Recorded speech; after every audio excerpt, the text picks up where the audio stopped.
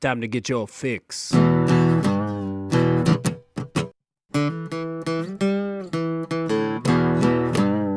It's a horrible gaming podcast. It's not good, it's not great. Horrible gaming podcast. It's not even what you would call fair. It's really not that good.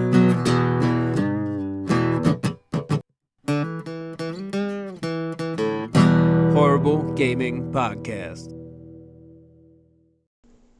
Hello, my name is Zachary Van Sliders, the Old Man Gaming. With me is Knight645, aka Logan. And we are at episode 15. So, very surprising. Very surprising. Quite a bit of episodes. So, let's get into the disclaimers. Number one, and probably the only one, I don't know why I always count them down and it's just one for us. I'm just used to the reviews. But we do not get paid for this, at least not yet. And even when we do, we're bad at it. So we're not going to go back and edit. So this is your warning that, it's probably not going to be good. There's better podcasts out there. And then I'd also like to give some credits. You would have heard this show preceded by a quick theme song. The writer and singer of that theme song is my brother, Nick Van Sliders. So a shout out to him for that.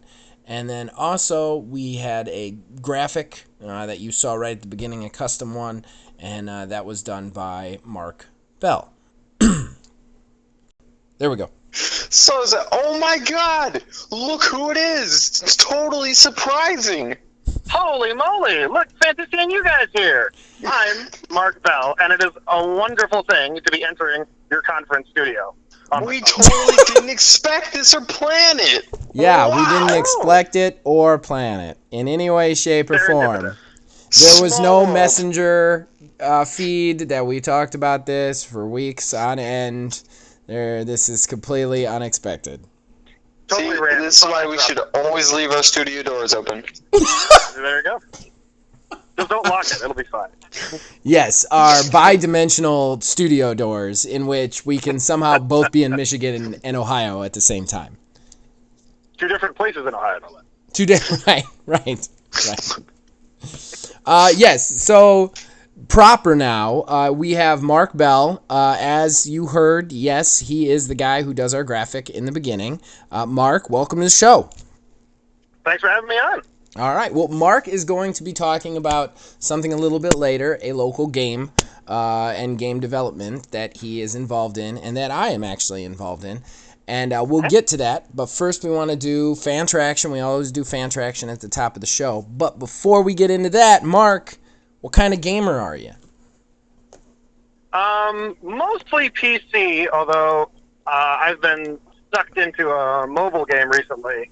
It's a Gundam model kit fighting game on the phone. Can I say I see tells that? You everything about me. I see that game every time I go into Google and like the stars keep going down and I'm like, I still bet $1,000 that Mark Bell is playing that game. You are goddamn right. Yes, Mark is a huge Gundam, mecha, anime, and sci-fi dude. It's true. That's pretty much what I do. I think would sum it up pretty much perfectly. He is also one of the original fans of Old Man Gaming, obviously, since he made the graphics. All of them. Right. He also, what I don't say on the show, also made the original graphic that I use for my cover, as well as my tab, the OMG and the TV screen, and then the silly dude in a fedora sitting on a couch. That's all Mark Bell. He truly is the best. I am a graphics enthusiast. Yes, that's true. Okay, so... All right, so that brings us to fan traction. This is when we talk to you guys, the fans.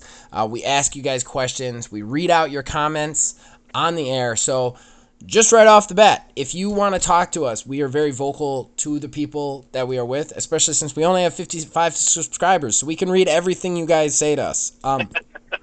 Comment on YouTube or our Facebook page, and we'll read out whatever you guys comment. The question last week was, what's too much for a console? What's the right price for a console generation? We're coming up on the next one, Project Scarlet, PlayStation 5. They're coming out holiday 2020. So what is the price that's going to make you go out there, wait in a line, and spend your hard-earned money? We did get a comment. Kev Too Tall.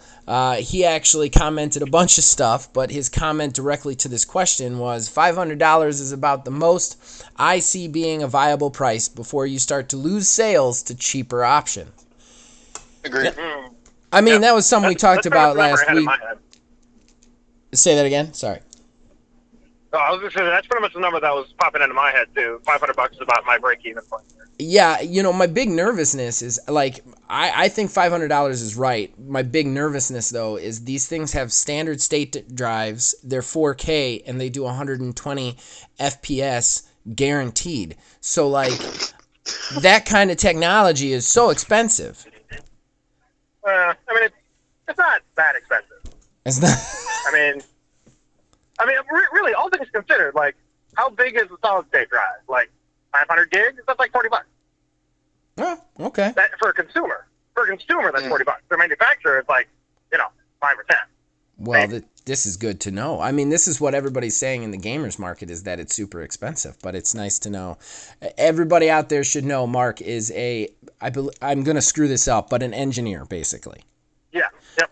Of the highest order. He just does science all day. That's what he does. Robot science. Science and spreadsheets, but yeah, He's like a character from Big Bang Theory. Without all the terrible nerd stereotypes. Hopefully, yeah. I've tried to smooth that out a little. So okay. Well, that's good to know. That's what I was worried about, was how expensive it was going to be. I think personally they can risk being at $600 or $700, but they have to be like PlayStation and Xbox would have had to make a phone call to each other and agree to do that and not undercut the other one. And while they're friendlier than Sega and Nintendo were, I don't see them doing that. I don't see them saying, like, let's make ours $100 cheaper, because if you look at the last two console generations, the winners have always been the cheaper system out the gate. Yep. It was 360 over PlayStation 3 because it was cheaper. It was PlayStation 4 over Xbox One because it was cheaper. I mean, It's not that way anymore, but by the time they catch up, they're just breaking even. Well, but exactly. When you look at the One and the PS4, right? Like the PS4, they didn't launch it. They didn't rush to launch it like they did with the One. They sort of held on for a couple of months. But okay, now we're going to come in a little cheaper. We have a little more time to work on the hardware. Yeah. And we'll just call it a day. Yeah. Fine. And the Xbox One launch was completely botched, and that's why. And I should start a tally for every time I mention his name. The god of video gaming, Phil Spencer, is so amazing because he came back into Xbox One and brought it back to what it is now, which is a viable competitor. So how about you, Logan? What's the amount you're going to spend, if any, since you're an 18-year-old who has no money? 18-year-old that has no money, I'd still drop 500.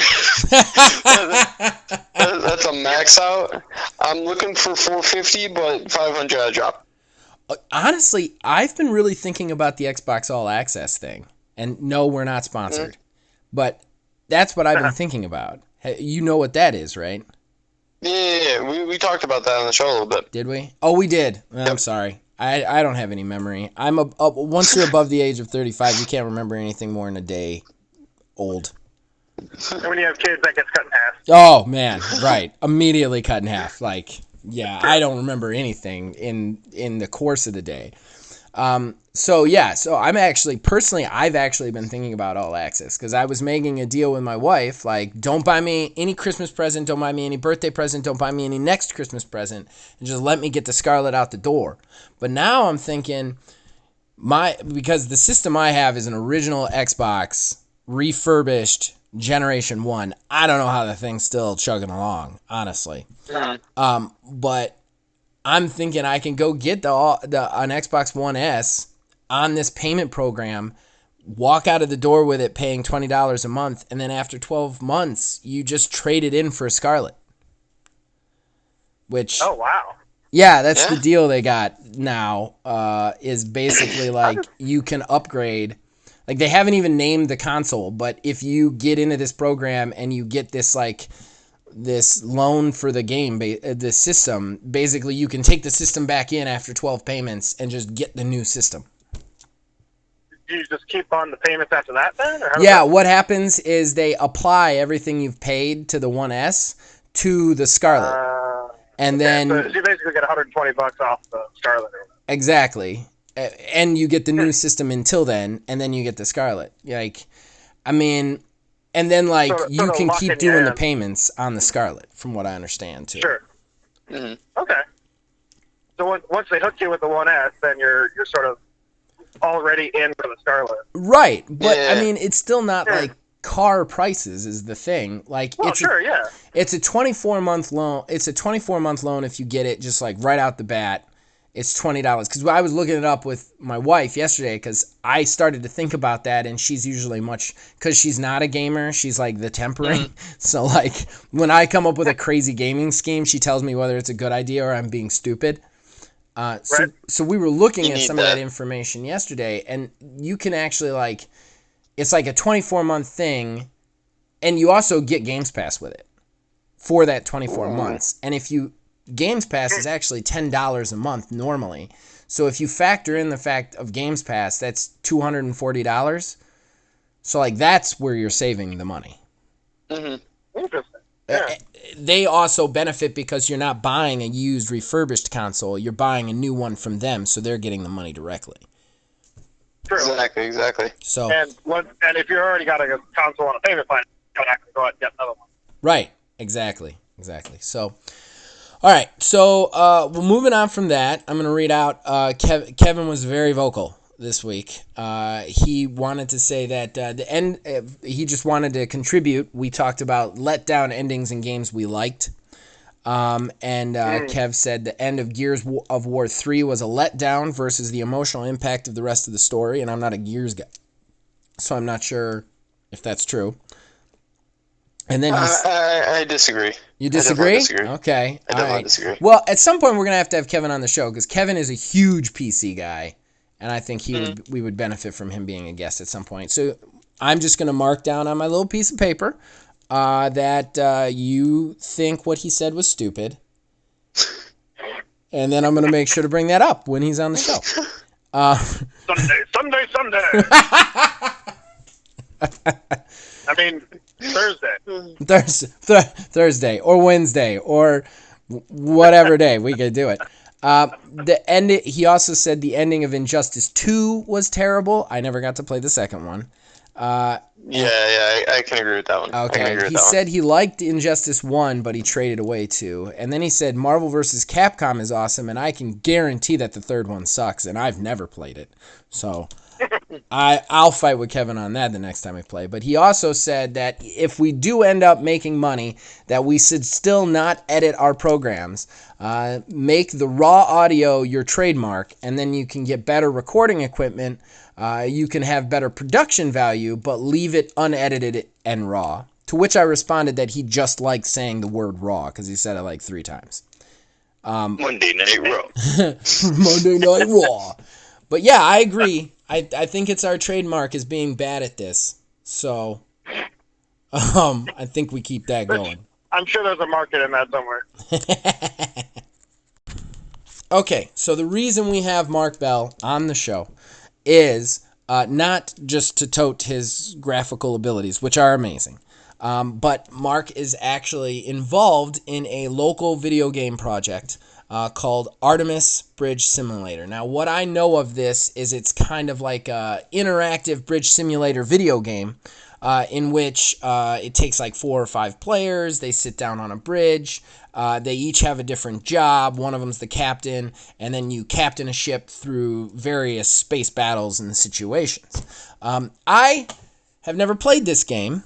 However, I have done some work for it, which we could talk about later. But Mark, why don't you give us the lowdown? What is Artemis Bridge Simulator? And yeah, give us the skinny. All right. So Artemis Spaceship Bridge Simulator is a local. It's designed to be sort of a LAN party game.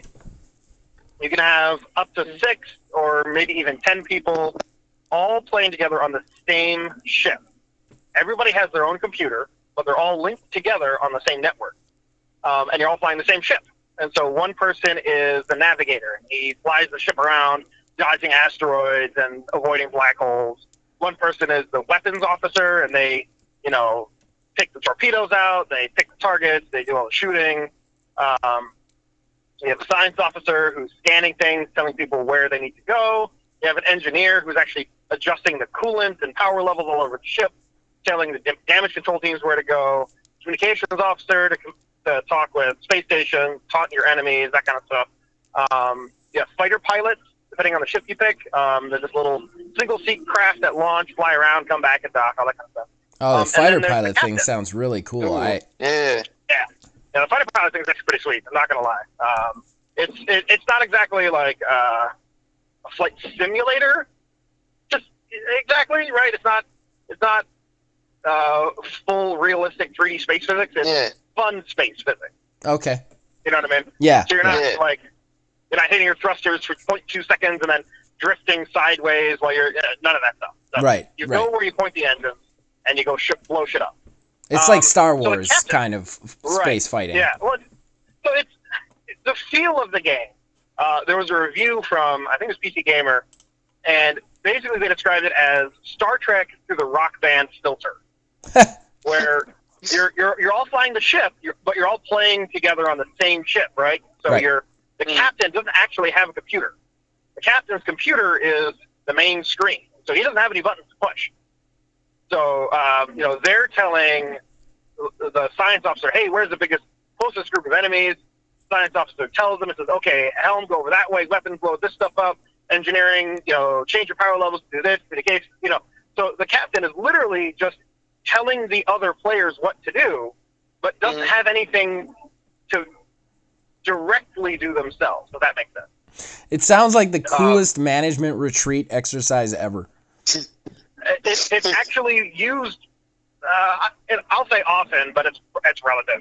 There are some people who actually do corporate leadership and teamwork building training using Artemis. Oh, that's awesome. The Army actually was using Artemis as part of their cyber warfare training. Oh, wow. So what they would do is they would be playing Artemis. Hey, can you talk about that? I don't want, commandos to drop in through the roof and be like, top secret! Well, I can't promise they won't do that, but they published it in, Newsweek or whatever, so it's probably okay. But basically what they were doing is they were playing the game. While they were playing the game, other trainees were trying to hack their system. Oh. And so while they were playing, they had to sort of, in real time, detect malicious code intrusion and counteract it on the fly. Oh, wow. And the game was, so the game was their sort of benchmark of, is the game still running? Can you still play the game? Is it still working? And just make it kind of fun, but, they're using it in real life, sort of system training for these cyber warfare now. So I think it's wild. That is pretty cool. How much does it cost? Where do you get it? And no, we're not sponsored by it. Anybody who thinks so. So you can get it a couple different places. You can get it on Steam. You can either get a single seat license for like $6 or $7, or you can get the Bridge Pack, where you get 6 licenses for $40. And then you can hand out those codes to your friends. You can load it on a bunch of computers, and off you go. Okay. Ultimately, I think it's Artemis Spaceship Bridge.com. I don't know. Just search Artemis SBS, and the website will come up. You can buy it direct to the website instead if you'd rather. And what you get is you get a download of it. You load it onto the computers, and you just run it. There's no DRM, but so far we've been pretty lucky to have a really great community that's been really on top of people not sharing things well. Okay. But basically it's like, if you have a group of people and one guy moves and somebody else comes in and you want to load it on her computer, you say, okay, hey, give me your copy back and I'll load it on her computer instead. It's fine. That's a really good price. That's actually a really good good. price. Yeah. Yeah, really, really great. So what do you do for them? Okay, so the entire game is coded, developed, and published by one person. His name is Tom Robertson. He's an indie game developer. He started down in Texas at Interplay. He started at Interplay? Oh, yeah.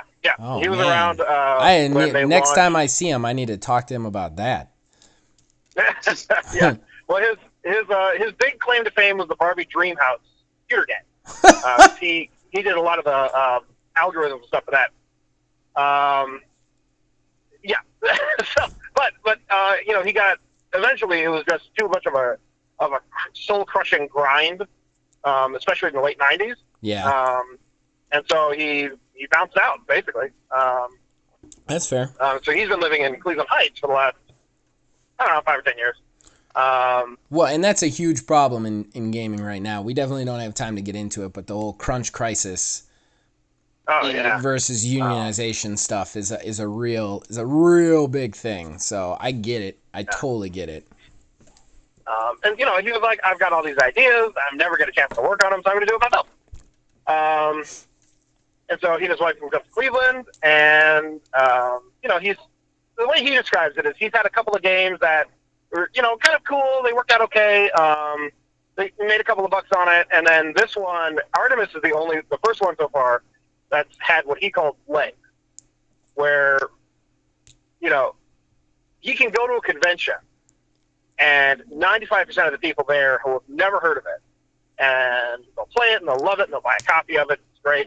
But then what he's noticed over the last couple of years is that it's been promoting itself almost, where you've got these groups of people in the community who get a bridge together, and then they set it up at, like a video game bar somewhere, and they invite people to come play.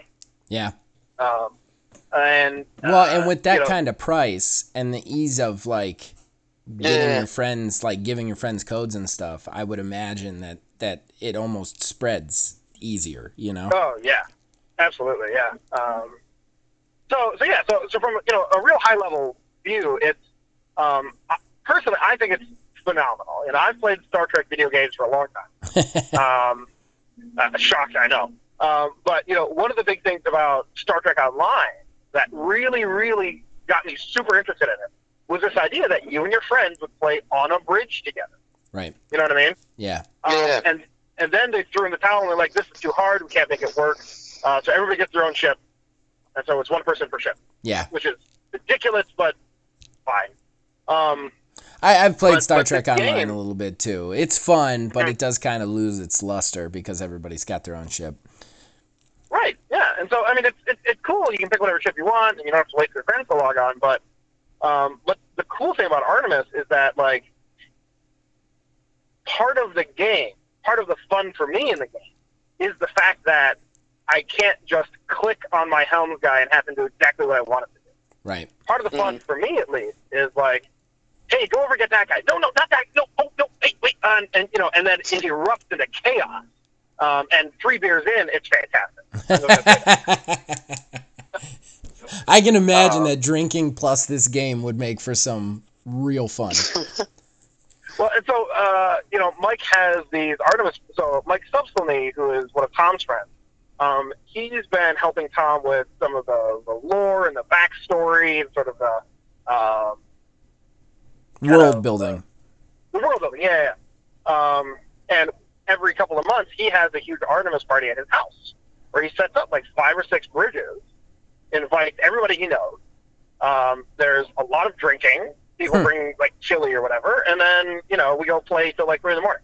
One of these days, I'm actually going to accept one of his invites. It's fun, man. It's a great time. But so one of the other things that got introduced sort of recently is now you can have your group of players together in the same room, yelling at each other and throwing things and blowing stuff up. But now you can also connect. You can connect it to another bridge for co-op play. So now you can have a couple of ships in the same sector all fighting off these alien monsters. That's literally what I was going to ask you. I was like, all right, is there any plans for co-op ships? That would be amazing. Yep. Yeah, and so right now you can have all several ships up to it can technically handle up to 8. Most networks can't traffic that many packets. Right. So and it's hard to get like 50 people together to play. Right. So, Right. Usually it's like 3, maybe 4, but. I'll tell you, that game's going to get really cool when they make it so that some of the people can play the monsters. Oh, yeah. And you can have 2 teams of ships. I can't wait for that day. So the Artemis conventions, those are what you're involved in. Right, yeah. So 4 or 5 years ago, Tom had been taking the game to different conventions, Gen Con and a couple of like Burning River Con. I think he went to once or twice, but just taking it to different conventions. But it was to the point where people were like, "Hey, can we have an Artemis convention where we're not fighting off all these other people who don't want to play Artemis? We just want to play Artemis all weekend?" And he's like, "Sure." So we rented a hotel, and like 100 people showed up. And we filled the ballroom with computers, and we blew stuff up all weekend, and it was phenomenal. and so Artemis Armada is what we call the con. That's sort of where he does the big release of the new features every year now. And so coming up in April, to the end of March or beginning of April, I'll have to check. I should have checked that before I got online. Don't worry about it. Artemis Armada 5 is happening in Cleveland. Okay. Technically out in Beechwood or something, but so part of what Armada is about is not only getting a bunch of people together. So let me back up. In addition to being able to link with other ships on the same network, you can now also link with other ships online. There's no like matchmaking service or anything like that. But basically, you can, if you send out the IP address of your central server, main computer, other bridges can then log on remotely. That's pretty awesome. And so, there's a couple of groups online right now who get together every week or so, and there's a group in Dayton, and there's a group in Washington D.C., and there's a group in Toronto, there's a group in Phoenix, it's all over the country, but every week they get together to play because they can play online, which is pretty cool. But Armada lets everybody get together and meet these people who they've been playing online with forever, and there's some other fun stuff that happens over the weekend. Right. We'll have special mission events. We'll have we call it the officer exchange. Where you get, you have 7 or 8 bridges now playing Artemis, and then about 10 minutes in, we call all the engineers up and assign them to different ships. Nice. And then 10 minutes after that, we call all the weapons officers out and have them go to different ships, which is great, because now you're scrambling because you can't shoot anything while you got a new weapons officer. Right. It's good fun. That's pretty cool. But the other thing that we do is we have these video projects that Zach has been involved in, is now infamous in the Artemis community, which is fantastic. It's a little ridiculous. I'm not gonna lie, it's a little ridiculous. I've never even played the game, and it's like they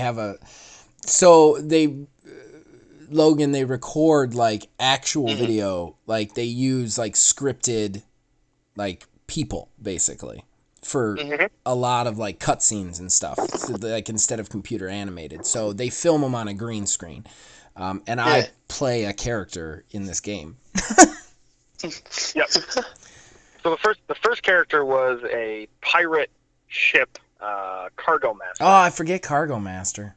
Oh man, that was a break for a moment. I don't know. I'm referred to as Crazy Eddie in the circles. I'm not referred to as Pirate Cargo Guy. Taken over. True. But for the next for Armada 3, I think we filmed a bunch of just commercials to just be running in the ballroom on a TV, just sort of in the background. Because the idea was it was sort of like a space station, and so it was like in an airport where you got your arrivals and departures and stuff. And every once in a while a commercial would cut in. So we filmed a bunch of these, sort of cheeky silly commercials about safety. Yeah. like ship safety and getting apartments on the space station and these alien sushi places. And then we had one for a used spaceship dealership called Crazy Eddie. Crazy Eddie's used spaceship. The original, the guy who wrote it, Doug, originally thought of it as sort of one of those local like car ads where he's got the guy who's sort of selling the cars like this and kind of reading the script funny. But then Zach took it, and that was out the window. And Zach went crazy with it. Really put the crazy in Crazy Eddie, right? And it was, every single person who saw it just died laughing. It was fantastic, to the point where people who write these special mission scripts that you can run instead of your regular sort of arcade mode, you can run these scripted story missions where you create a sort of a backbone mission and you tell it, you can put words in the enemy's mouths and have them send you messages and trigger videos and stuff like that. They actually wrote one starring Crazy Eddie. And then for this year, there's going to be a whole nother segment of videos involving Crazy Eddie in galactic level interspecies relationships. It is a little ridiculous. Like, he's become this like character. And it's fantastic. Like a main story character, even though he was just a car salesman, because everybody just loves it when I go crazy on camera, apparently. And what's kind of fun about Artemis is that it's still technically an indie. It's an indie game, right? It's not a big game. Tom is on the forums. He's interacting with fans. We have communities. People are taking the idea of Artemis and sort of running with it, creating not just having laptops on a table, but creating specialized pieces of hardware. This is very moddable. To make it look like a console from Star Trek. And so instead of clicking your mouse and poking at the screen, you're actually like adjusting dials and hitting these big switches and these interactive hardware pieces. And people are creating their own stories, in this Artemis community. And with Armada and the ability to create these videos and special missions and stuff like that, we actually lean on the community and take their input and use created characters from the community and put them in the game, basically. Artemis canon, if you want to go there, is very loose, but but the ability to interact and to have fantastic community members and get them involved in the story, right, at Armada, it's just a real fantastic time. Oh, it definitely sounds like it. It really does. It's very interesting, and one of these days I'm gonna accept that invite and actually try and play it. And one of these days, when Logan and I actually meet face to face, maybe we'll go play some Armada with you guys. Hey, maybe we'll go to one of these the Armadas. That would be pretty sweet. Hey, there you go. Right. All right. So how long have you guys been working on this? Mark especially. So I know Tom has been working on this game for at least 10 years now. We're on version like 2.74 or something. And then 3.0 is coming out next year sometime probably. But I've been involved with it since 2012 or so. And my initial involvement in it was actually in doing game mods. Because Artemis is its own universe. It's got its own ships, its own races, its own aliens to go blow up. But immediately people say, well, could I make it into a Star Wars game or a Firefly game or maybe a Star Trek game, right? Yeah. And the way the game is built, it's very easy to mod it with different ships and different and change the abilities of the ships and add new races and really reskin the whole game. And so back in 2012, I think it was, I started working on a Star Trek The Next Generation mod for Artemis. And I've been growing that as the game has been growing for the last, 7-8 years now. that was kind of my first involvement with community. I'm currently one of the forum moderators too. So there's a forum where people can go and talk shop and ask questions and get troubleshooting and publish their mods and do all kinds of stuff. I'm one of the moderators on the forum too. So. I love the mod support on the game. I mean, mod support is always great. I want mod support so bad. I wish Artemis could come to consoles, actually. I don't know how it would happen ever, but I wish it could. Well, I know a couple of revisions ago, Tom had actually released a iPhone and Android version, so you could, because a lot of the game you can use a touchscreen. It's designed to use a touchscreen basically, or a keyboard and mouse, and so it worked really well on mobile devices, especially for like science or other kind of pan and scan sort of. That would be cool. And so it worked out really nicely, but at the time, Tom had to contract another company to actually do the port because he only does PC coding. Like people play it on Mac and Linux through emulators and shells and stuff. But, I see. The game is specifically released for PC. But for 3.0, we've been badgering him for years now that his game engine really needs an overhaul because it's 8 or 10-year-old game engine. And so, for 3.0, he's building up a new game engine from the ground up, and part of his goal is to get it so that you can, so he can port it out to other operating systems much more easily. And so, I know he's done code. I know he worked on PS2 games at one point. So the console path from 20 years ago at least is probably still fresh in his mind, but yeah, I mean the ability to play something like Helm or a fighter right on an Xbox would be pretty sweet. I'm not gonna lie. Yeah, I would love to play that fighter on a Xbox. Honestly, that'd be awesome.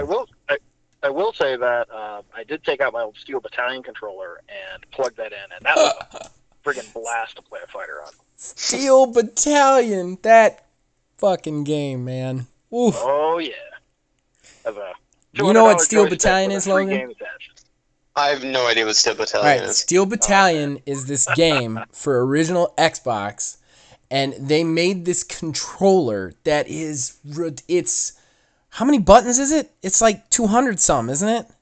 Yeah, it's over 40 buttons. Over 40 buttons. It's a peripheral that replaces the controller, and it's basically a console that you would put on your coffee table in front of you, and then it also has 2 foot pedals, and basically Steel Battalion is a mech game in which you have a full mech thing in front of you.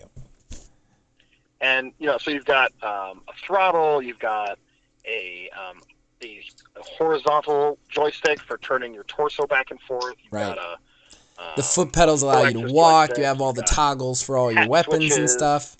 But I think it was a Konami game, and the trick about the game is supposed to be super hardcore. And so if your mech blew up and you didn't eject, it game over, wiped your save game. Yeah, it was a permadeath system. Jeez. Yeah, it was complete permadeath. No, right? So it was if you think you're about to go, just hit the eject. It's just not worth it. I actually knew another friend who had it too, and it was he played it, and it's like I've seen it played, and I was like, man, I kind of wish this game was a little bit better. Like I feel like they put all their eggs in that peripheral basket and didn't build the game so much. They're like, oh shit, we gotta make a game for this to play on. Like it was a $200 joystick with a free game. It had these weird cinema screens where it was just like it would cut to just a dude talking to you. It was very strange. It was a strange game. So I ended up picking up the controller on eBay for pretty cheap because it was used. The game didn't even come with it, but I didn't care because the original Xbox connector was just a USB connector, and so it was a slightly modified USB connector. So I just hacked off the end, put on a new connector, plugged it into my computer, and I played BattleTech with it. It was freaking sweet. That is awesome. Yeah. Oh, it was so good. To play a good mech game with that controller would be... Yeah, Mech Warrior 4 was not... It was fine. Have you played the new BattleTech that's only for PCs? That FASA made itself? I did. It was kickstarted, wasn't it? The turn-based one? Yeah, the turn-based one. Yeah, it's great. It feels, it replicates the tabletop game. The tabletop game, yeah. I saw an interview with that game developer, and he was like, we're all about making that tabletop game happen. Yep. Basically. Yep. And it feels like it. And I would argue it's arguably better than the tabletop game just because you don't have to look up the wind direction table. I see. Like it takes all of those lookup tables, number crunching, random number crap. Yeah, and the computer handles it. Yeah, I had BattleTech as a kid, and it was like to do a turn was 3 hours. Oh yeah, that was brutal. It was like, I move 3 hexes this way. Now let's see what the wind does to me. Let's see if I slide because I walked on terrain. Let's see if I can get a shot out. Like, it was. Oh, did I overheat? I blew up. Oh. Did I overheat? Yeah. I love when they made the role-playing game. I think we're getting a little off track, but I love when they made the role-playing game version, and they were like, for combat in the mech, just use BattleTech. And I was like, what? There's no way you're going to role-play for like 20 minutes, then get into a fight, and it's 4, like that's your entire next 3 sessions. Yeah. Okay. Well, I mean, it's like, okay, sorry. Anyway. So Artemis itself is really kind of open form in terms of the peripherals you can use with it, and there's just a file called inputs.h or whatever it is, and it's where you go and you set up all of your keyboard shortcuts. It's where you define like, okay, I want this key to turn the shields on. You're speaking Logan's language now. If the game doesn't have button mapping, he's immediately mad. Oh yeah, you can map pretty much all the commands and controls to buttons or joysticks or mice or whatever. So yeah, it's very, very configurable. You can use whatever peripherals you want. It has you can also connect it to an open DMX 512 lighting controller, and then the game will output the current status of your ship to your lighting rig. And so if the shields go up, your room could wash in blue. Oh, wow. Flashes. That's sick. It's super fun. It is wild. It seems like a very highly moddable game, which is the best. Yes, it is very, very flexible, very moddable. And the game itself is fun, right? You're flying around. You're the only ship in the sector, and, of course, and there's waves of enemies coming in. You've got your sort of swarm weak dudes. You've got your big tank guys. You've got your fighter, the carrier craft, and you've got the really scary elite guys. So there's a range of things to blow up.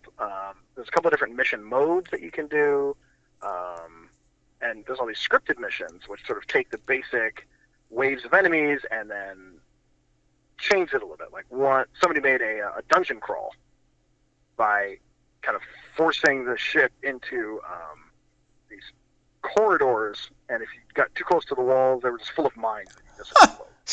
Like Descent, almost. Yeah. That's old school. So, I don't think anybody listening to this is going to know what that is. Oh, man, that was my jam, dude. Descent is old school. Descent is some old school shit. Super old school. I'll explain it to you sometime, Logan, and the whole time I'm explaining to you, I'll talk like this. Back in my day, we had this game, Descent, where you couldn't really tell what anything really was. Yeah. Some of them are shiny, and you shot at it. Yeah. It was crazy. That's how we dungeon crawled in spaceships. All right, well, we are basically out of time. We have spent almost the entire podcast on this. So, yeah. I'm just going to really quickly run down the other 2 subjects. Hideo Kojima is overrated and sucks, and the reviews are reflecting that. There should never be an Overwatch 2. Okay, I think I covered everything in the other 2 things we were going to talk about. Completely neutral views on some very very neutral subject. Oh, my Yeah, God. very, very neutral. Just please, the world, We shouldn't see please any the argument world. on that. This will not be the last time I rant about this, and I'm not going to lie, Mark, you almost got bumped just because I wanted to rant about this. Please listen to me. Hideo Kojima is overrated, and just because he put some weird shit in a game that nobody else has put in a game doesn't mean it's good. Just because you strap a baby to your chest and go ghost hunting and they're like, hey, that's original, it doesn't make it a good idea. It just doesn't. So please, now that the reviews are in, and this guy trolled the entire gaming community by making an entire game about inventory management, can we take him off this pedestal? Oh. And we have one listener that I'm probably going to lose by saying this. Metal Gear sucks! Oh. Yeah, I did it. I said it, and I'm sticking to it. You can at me, internet, at me. Metal Gear sucks. It's overcomplicated. The bad guys don't make sense. It's ridiculous. And just because he put into the game this feature where like everybody was like, oh, you switch the controller to 2. I don't give a shit about that. Okay, all right. I'm done. Now that I've made the entire internet mad, I'm done. Yeah, we don't talk about controversial things here. It's just good policy, really. we make everybody mad and then say sue. We make them all mad and then we just leave. All right, well, we are out of time. I hope you guys liked this very Artemis heavy episode. I do want to say, shameless self-promotion section here. Logan, you go first. Mark, you go second, and then I will go last. Night 605 YouTube. Go check it out. Full of highlights. It's great. All right. I don't really have a YouTube channel, so go ahead. I guess you have been plugging Artemis for the entire episode, so. Well, okay, yeah. Go check out Artemis. Go check out Artemis. That's what you should do. Google Artemis SBS and go from there. Will I come up if they Google Crazy Eddie? I wonder. Now I gotta check that. You should Google your persona. I'm Googling it right now. Crazy Eddie. Crazy Eddie Artemis. Don't just put Crazy Eddie in there. Who knows what you'll get. You should totally link to the Crazy Eddie commercial. It's on YouTube. Put it in the comments or the description. I'm pointing to the bottom. We should. Well, I do not come up if you type in Crazy Eddie Artemis. Yeah, Crazy Eddie, founder of Fraudster Eddie Antar, dies at 68 is what comes up, so that's a real bummer.